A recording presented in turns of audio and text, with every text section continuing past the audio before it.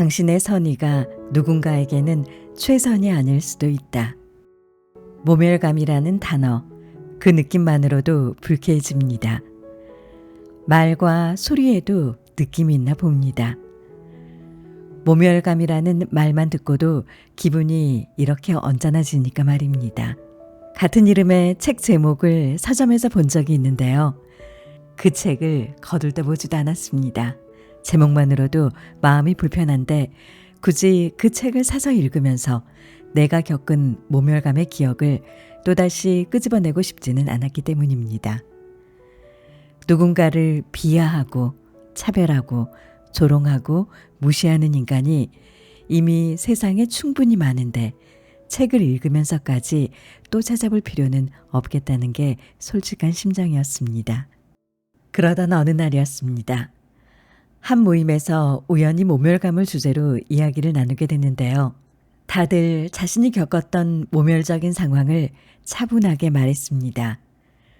모멸감을 느낀 누군가의 경험 속에서 함께 슬퍼했고 또 그 모멸감을 복수가 아닌 사랑으로 되받아줬다는 이야기 속에서 감동하기도 했고 혹은 모멸적인 상황을 이겨내고 삶을 도전적으로 살아가게 되었다는 분의 말씀에서는 성공한 사람의 위엄이 느껴질 정도였습니다.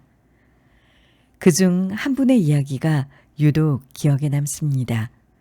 어렸을 때 겪었던 모멸감의 기억이 아직도 일상의 곳곳에서 되살아나는 게 여전히 힘들다는 말이었는데요. 참고로 그분은 어릴 적부터 다리가 불편한 분이었습니다. 어린 시절부터 한쪽 다리를 사용하기가 어려웠고 성인이 된 이후에도 목발이 필요한 분이었는데요. 그분이 겪었다는 모멸감을 느끼게 된 상황은 이랬습니다. 초등학교 3학년 때였습니다. 더운 날이었죠. 지하철 계단을 올라가고 있었는데요. 물론 목발을 이용하면서 올라가고 있었죠. 그런데 누군가가 제가 한쪽 손에 들고 있던 신발 가방을 툭 하고 잡아채더라고요. 깜짝 놀랐습니다. 신발 가방을 가져간 사람은 한 아주머니였습니다. 지하철 계단을 올라가다 말고 뒤로 돌아 제 얼굴을 보더니 쯧쯧하며 혀를 찼습니다. 그리고는 아이고 불쌍해라. 아줌마가 도와줄게. 이러는 게 아니겠어요? 그분은 계단을 오르다 말고 멍하니 서서 그 아주머니를 바라봤다고 합니다. 눈물이 흐르고 화가 났다고 했습니다. 그 계단을 어떻게 올랐는지 기억도 나지 않았답니다. 다만 수십 년이 지난 지금도 그때의 모멸감은 생생하게 느낀다고 했습니다. 이어진 그분의 말도 옮겨보겠습니다. 성인이 된 지금도 여전히 그런 시선이 불편합니다. 나이도 먹을 만큼 먹었고 그런 일 역시 겪을 만큼 겪었지만 말입니다. 누군가의 갑작스런 침범이나 원하지 않는 동정의 말과 눈은 견디기가 힘듭니다. 하지만 어릴 때와 달라진 게 있다면 이제는 그런 일방적인 동정은 거부한다는 겁니다. 나이가 50이 넘어도 지하철에 앉아 있을 때 맞은편에 누군가가 자신의 목발과 다리를 빤히 쳐다보는 게 불편하다고 했습니다. 그런 값싼 동정을 받을 이유가 없다고 하면서요. 원치 않는 동정을 받게 되면 대놓고 이렇게 말씀하신다고 하더군요. 왜 그렇게 빤히 쳐다보세요? 뭐가 혹시 이상한가요? 이분의 태도가 어떻게 느껴지시나요? 안 돼 보여서 바라봤을 뿐인데 그렇게까지 말해야 하는가? 이런 생각이 들 수도 있습니다. 하지만 다르게 생각해 볼까요? 불편할 게 하나도 없는 우리도 자신을 빤히 쳐다보는 누군가의 시선을 느끼면 기분이 별로입니다. 특히 남자들이 싸울 때 가장 많은 시비거리 중에 하나는 왜 쳐다보냐, 왜 꼬나보냐부터 시작됩니다. 하지만 이분의 말을 들으며 한편으로 가슴이 뜨끔했습니다. 저 역시 만약 같은 상황이라면 즉 제 앞에 어린아이가 목발에 의지해 지하철 계단을 힘겹게 올라가고 있는 걸 봤다면 아무 말도 없이 가방을 휙 낚아채고는 의기양양하게 이 아주머니가 도와줄게 이렇게 말했을 것 같습니다. 그래놓고는 도움을 줬다고 생각했을 테고요. 상대방은 모멸감에 휩싸인 바로 그 순간의 말입니다. 그래도 아직 의문이 남긴 했습니다. 그렇다면 그냥 지나쳐야 할까? 그분에게 물어봤습니다. 만약 어린아이가 그렇게 힘들게 가고 있다면 도와줘야 하지 않을까요? 모른 채 하고 그냥 지나가라는 말인가요? 어떻게 행동해야 할까요? 그분의 대답은 이랬습니다. 우리와 같이 일상에서 시선에 괴롭힘을 당하고 있는 사람들에겐 조심스럽게 혹시 도와드릴 게 있을까요? 이렇게 물어보면서 다가오는 게 예의를 지키는 말과 행동이라고요. 도움을 주는 사람이 아니라 도움을 받을 사람의 자기 결정권을 절대적으로 인정해주는 말과 행동을 건네는 게 옳다는 말이었습니다.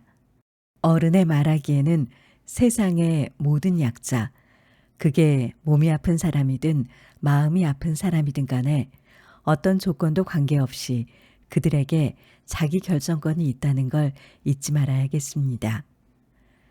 상대방의 생각과 내 생각이 같을 거라고 착각하는 대신에 조심스럽게 배려하려는 노력을 우선시해야 한다는 뜻입니다. 대화는 서로에게 힘을 주는 것이어야 하죠. 상대방에게 용기를 불어넣는 말이 그것입니다. 나의 말로 인해 상대방이 할 수 있는 일을 더 잘할 수 있도록 격려하고 도와줘야 합니다. 언젠가 이런 광경을 본 적이 있습니다. 평일 오후 용산역에서 탑승한 지하철 1호선 구로행 하행선에서 있었던 일인데요. 용산에서 구로까지는 얼마 안 되는 거리입니다.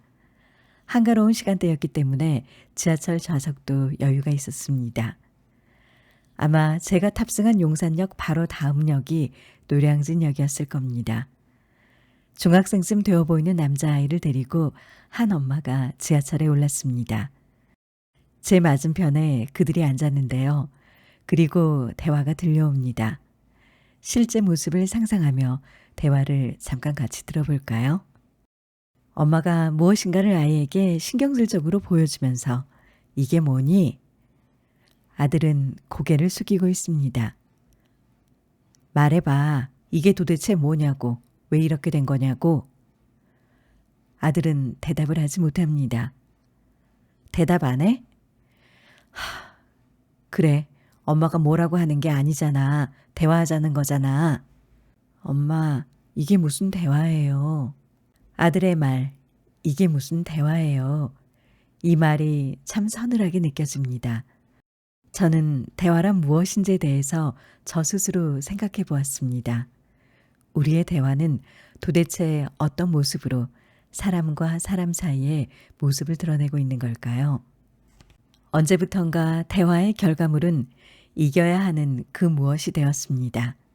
이겨야 하는 대상이 직장 동료나 학교 친구 등 성과나 성적에 따른 경쟁자 정도에 그치지 않고 더욱 광범위해지고 있습니다. 심지어 사랑과 애정이 가득해야 할 가족 안에서조차 그렇게 돼버렸습니다. 아내는 남편을 이겨야 하고 남편은 아이들을 이겨야 하고 아이는 엄마를 이겨야 하는 거죠.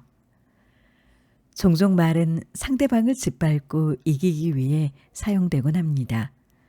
그래서 대화는 평화롭지 못할 때가 있습니다. 온갖 날이 서 있는 칼날처럼 위태롭습니다. 언제부턴가 우리가 잘하는 일 중 하나는 누군가에게 말로 상처를 주는 게 돼버렸습니다.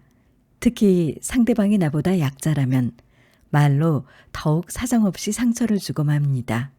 이렇게 상처를 입혀놓고도 자신이 만든 생채기를 치유해 주기는커녕 집요하게 파고들어 괴롭히며 곰게 하고 종국에는 그 아픔을 부여잡고 항복하게 만들죠. 일방적으로 당할 수밖에 없는 사람들은 대화에서 소극적인 자세를 보이고 멀어지려고 합니다. 이어폰을 귀에 깊숙이 꽂고 음악을 틀어 부모의 말들로부터 자신을 방어하려는 청소년들의 모습이 그 사례일지도 모르겠습니다. 바깥 세상과 격리된 자신만의 방을 만드는 사운드월이란 말이 있는데요. 어쩌면 이런 의미에서는 정당화될 수 있는지도 모르겠습니다. 그래도 희망은 있습니다. 서로에게 벽을 만드는 대화가 아니라 벽을 허물고 상대방의 마음속으로 잔잔하게 흘러들어가는 대화를 하는 모습도 간간히 볼 수 있으니 말입니다. 이쯤에서 고백해야겠습니다. 사실 위에서 사례로 든 지하철 맞은편의 엄마와 아들은 저렇게 말하지 않았습니다. 엄마는 고개를 푹 숙인 아들을 그저 지켜보기만 했습니다. 그 모습이 너무 선해서 저 역시 멍하니 바라보고만 있을 정도였죠. 그렇게 지켜보던 엄마는 아들에게 이렇게 말했습니다. 힘들었지? 엄마가 열심히 도와줄 테니까 너도 엄마를 위해서 힘내줄 수 있지? 텅 빈 지하철 객사 맞은편에서 조용히 하지만 따뜻하던 그 어머니의 목소리가 아직도 들리는 듯합니다. 무슨 일인지는 잘 모르겠습니다. 하지만 곤란한 상황에 빠진 아들이 의지할 만한 가장 믿음직한 공간 하나를 엄마가 선물한 듯한 느낌이 들었습니다. 아들이 접으려고 했던 그 무엇을 다시 일으켜 세워 새로운 꿈을 꾸게 만드는 그런 말이었습니다. 그야말로 어른의 말입니다. 그 자체로 국어력에 있어 표본과도 같은 언어였습니다. 그들의 따뜻한 모습을 보며 덜컹거리던 지하철 안에서 불편하게 부유하던 제 마음 역시 편안해졌던 기억이 납니다. 우리의 말들은 지금 어디에 어떤 모습으로 세상을 향해 있는지 모르겠습니다. 이왕이면 따뜻했으면 좋겠습니다. 사랑하는 사람을 향해서라면 더욱더 따뜻해졌으면 좋겠습니다. 좋은 사람 곁에 좋은 사람이 모입니다. 좋은 삶을 살고 싶다면 좋은 일을 많이 하고 나쁜 일은 적게 하면 된다고 합니다. 이 말에 동의합니다. 거기에 저는 이 말을 더하고 싶습니다. 좋은 사람과 좋은 관계를 맺고 싶다면 좋은 사람을 많이 만나고 좋지 않은 사람과는 덜 만나야 한다. 디테일이란 단어를 떠올려 볼까요? 흔히 쓰는 말이지만 원래 뜻은 옷을 만드는 봉제 과정에서 장식 등을 할 목적으로 이용된 세부 장식의 총칭을 디테일이라고 합니다.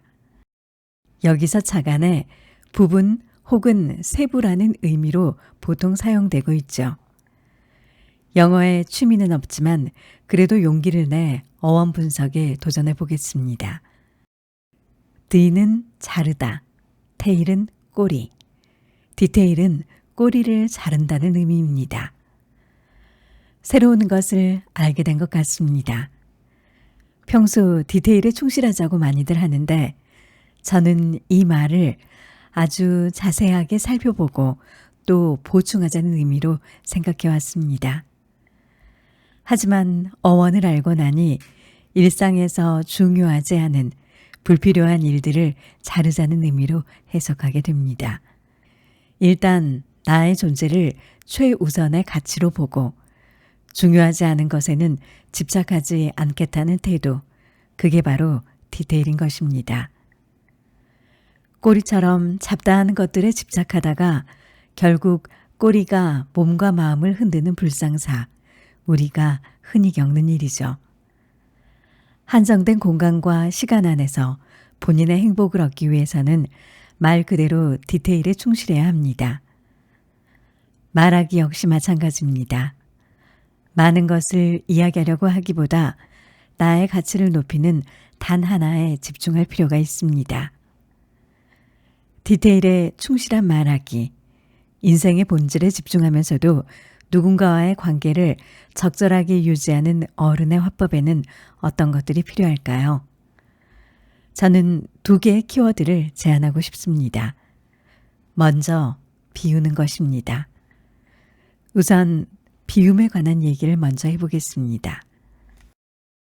2017년과 18년 MBC 예능 프로그램 복면가왕에 출연해 5연승을 한 출연자, 일명 레드마우스라는 이름으로 노래를 한 분이 있었습니다.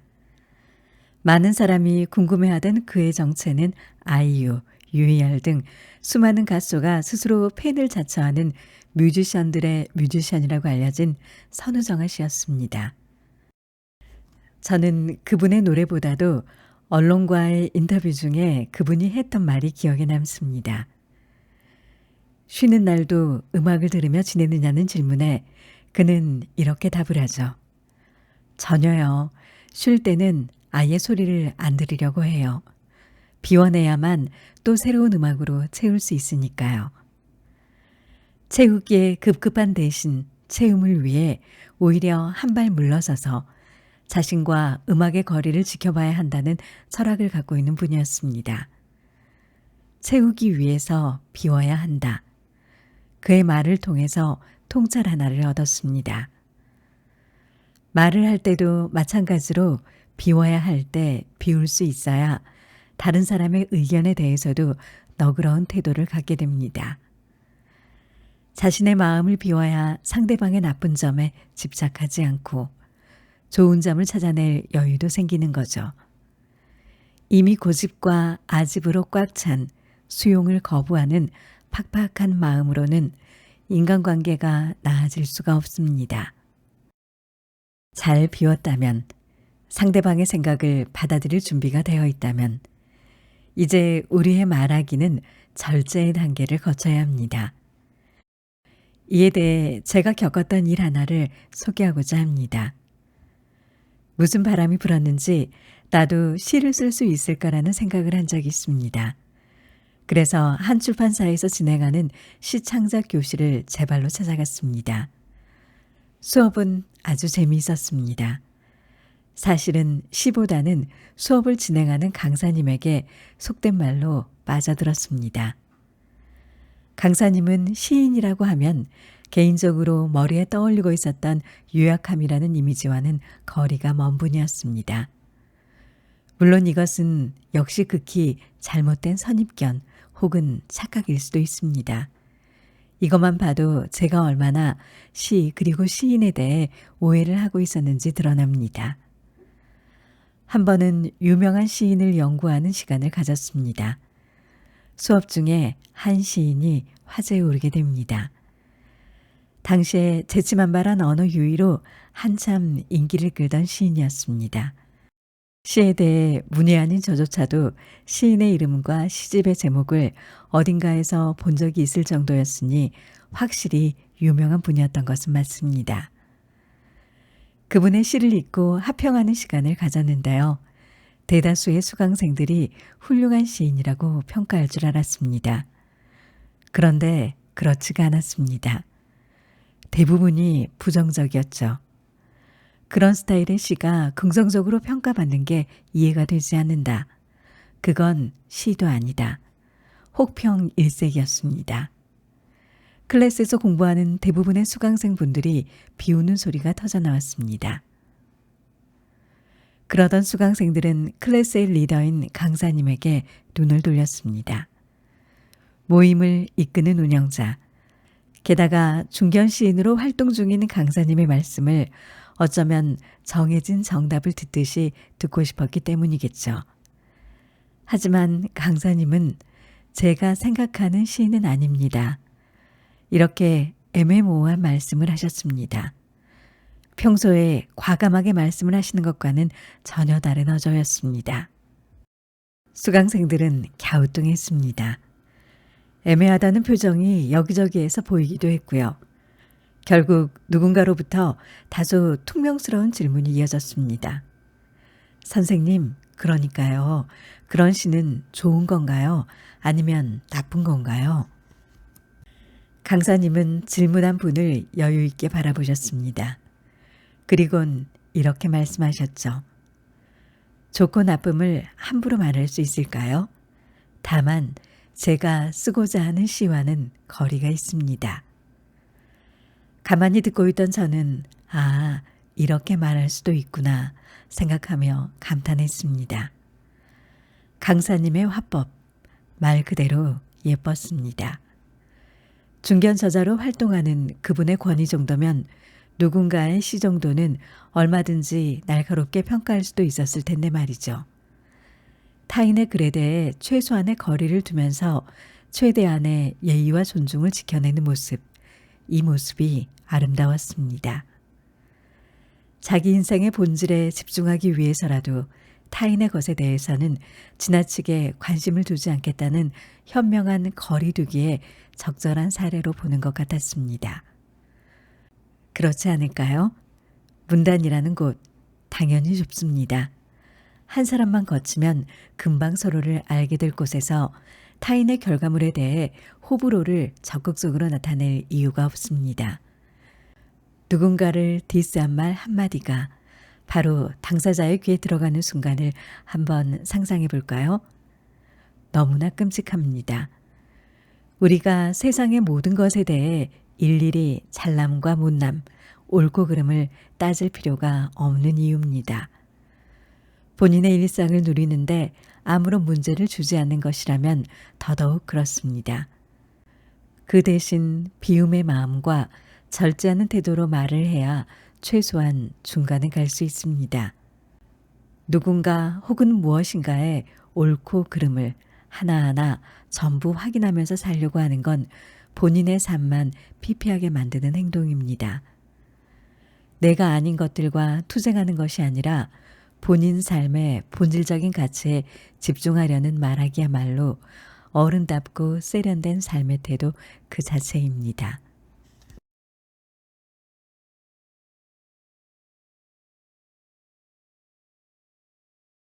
당신과 약간의 거리를 두겠습니다.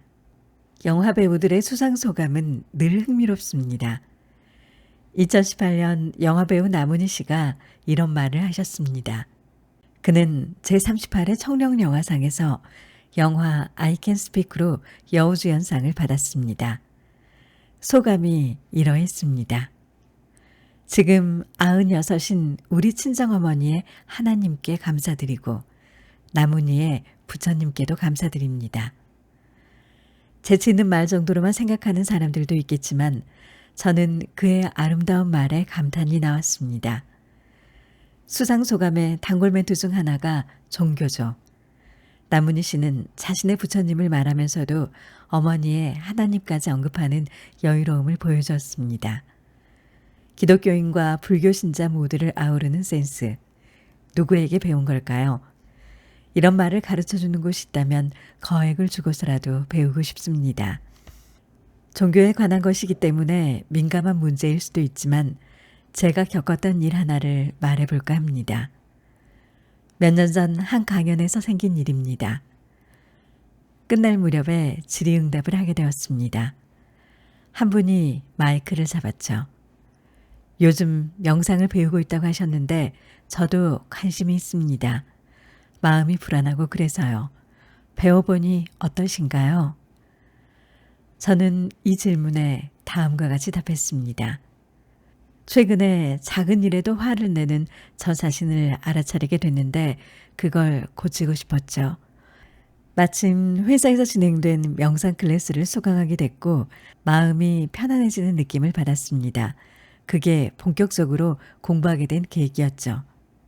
이때였습니다. 제가 말하는 도중에 갑자기 누군가가 큰 소리로 말하면서 끼어들더군요. 마음이 불안하면 종교를 가져야지 무슨 명상으로 마음이 편해진다고 그러십니까? 정말 당황스러웠습니다. 여러분이라면 이럴 때 어떻게 대응하셨을까요? 그냥 재미로 한번 골라볼까요? 첫 번째, 말하는 대신 매섭게 노려본다. 두 번째, 왜 갑자기 끼어들어요? 함부로 말하실 거면 나가주시겠어요? 세 번째, 잘 모르시는 것 같은데 명상은 서양 심리학에서도 인정하고 있습니다. 네 번째, 주신 말씀 고맙게 잘 들었습니다. 참고로 저는 제 경험을 말씀드렸을 뿐입니다. 저는 4번을 선택했습니다. 그냥 저는 제 경험만 말씀드렸을 뿐입니다. 이렇게 답했죠. 청중과 강사라는 거리를 고려해 봤을 때 친밀하지 않은 관계에서 적당한 대응이라고 생각합니다. 더 이상의 소란은 일어나지 않았으니까요. 그런데 만약 남은희 씨가 저 대신에 그 자리에 계셨다면 어떻게 답했을까요? 궁금해집니다. 당연히 아름다운 말로 답했을 것 같습니다. 일상에서 우리는 타인과 그의 고유한 취향을 일방적으로 무시하는 사람을 만나게 되곤 합니다. 그들은 상대방이 속한 집단도 무시합니다. 사회는 나와 타인이 함께 사는 공간이고 그 공간은 나름의 집단으로 구획되어 있고 집단이란 각 구성원들이 영위하는 삶의 축소판이라는 점을 너무 쉽게 간과합니다. 내가 속하지 않은 다른 집단이란 무엇인가요? 내가 살지 못한 삶을 누군가 대신 살아낸 것이 아닐까요? 내가 살지 못한 삶을 통째로 경험한 사람이 자신의 곁에 있다면 그의 경험담을 들을 때 감사의 마음으로 받아들이는 게 옳습니다. 하지만 많은 이가 감사는커녕 거부와 반발의 마음만으로 접근해 관계를 깨뜨리곤 합니다. 만약 받아들이지 못하겠다면 그냥 조용히 있으면 됩니다. 이렇게 최소한의 노력은 해야 하는데 무작정 자기의 주장만 주장하거나 강요하는 태도는 조금 아쉽습니다. 가수 소유와 정기고가 함께 부른 썸의 가사를 잠시 떠올려 볼까요? 네 거인 듯 네 거 아닌 네 거 같은 나. 순진한 척 웃지만 말고 그만 좀 해. 너 솔직하게 좀 굴어봐. 네 맘속에 날 놔두고 한눈 팔지 마. 노래 속의 화자가 상대방과의 썸 때문에 조금은 괴로워 보입니다. 하지만 실생활 속에서 성인이 말을 할 때는 사람과 사람 간의 썸이라는 약간의 거리감을 인정한 후 말을 하는 것이 옳습니다. 썸이 실종된 사이를 쿨한 관계로 치부하고 함부로 상대방을 향해 자기의 생각만을 강요한다면 오히려 그것이야말로 인간관계에 관한 무지함을 드러내는 증거라고 할 수 있습니다. 내 것이라고 해도 늘 언제나 항상 내 곁에 있어야 하는 누군가가 아닙니다. 그렇게 되면 세상의 모든 관계가 건강하게 버텨내지 못합니다. 상대방의 영역, 공간에 대한 배려가 없는 이와 소통하고 싶어하는 사람은 별로 없습니다. 소유의 말하기가 아닌 인정하고 수용하는 말하기를 해야 하는 이유입니다. 무작정 매일 아침 정해진 시간에 너의 문자가 없다고 보채거나 주말에는 무조건 나를 만나야 한다는 식으로 내 의견만을 강요하고 그에 따르기를 재촉한다면 상대방은 부담스러울 수밖에 없습니다. 받아들일 준비가 되어 있지 않은 상대에게 노래 썸처럼 자꾸 뒤로 빼지 말고 날 사랑한다 고백해줘 이렇게 눈치를 준다면 멀쩡한 관계라도 엉망이 되는 건 시간 문제겠죠. 썸은 사라져야 할 긴장감이 아닙니다. 인간관계 속에서 늘 가다듬어야 할 소중한 전략이자 화술에서는 특히 핵심적인 키워드입니다. 이제 썸 탄다는 말을 냉정하다, 머리를 쓴다라는 뜻으로 읽는 대신에 어른답게 행동하는데 익숙하다라고 긍정적으로 해석해 보는 건 어떨까요? 말투에 고민이 많은 당신이라면 썸의 미학에 관심을 가져주기를 바라봅니다. 사람에게는 저마다 각자 지키고 싶은 자기만의 방이 있다고 합니다. 상대방의 방에 들어가고 싶다고 해서 방문에 귀를 대고 그가 가르쳐주지 않은 것까지 억지로 알아내려고 해서는 안 됩니다. 어른의 말하기란 상대방의 방문을 똑똑 두드린 뒤에 들어오세요 라는 허락을 받았을 때 비로소 문을 천천히 열고 들어가는 것과 같습니다. 그게 아니라면 대화는 설득이 아니라 일방적인 주장에 불과합니다. 평소에 선을 넘지 않는 말하기를 익혀두는 건 불필요한 말에 휘둘리는 일을 줄여가는 일이기도 합니다. 상처를 주는 말로부터 자신을 지킬 수 있고 할 이유가 없는 말을 해서 상대방에게 고통을 주는 일도 줄일 수 있습니다. 오늘은 김범준 님이 지은 말과 글에 품격을 더하는 지적 어른의 필수 교양서 어른의 국어력과 함께했습니다. 오늘도 소중한 시간 책틈과 함께 해주셔서 감사합니다.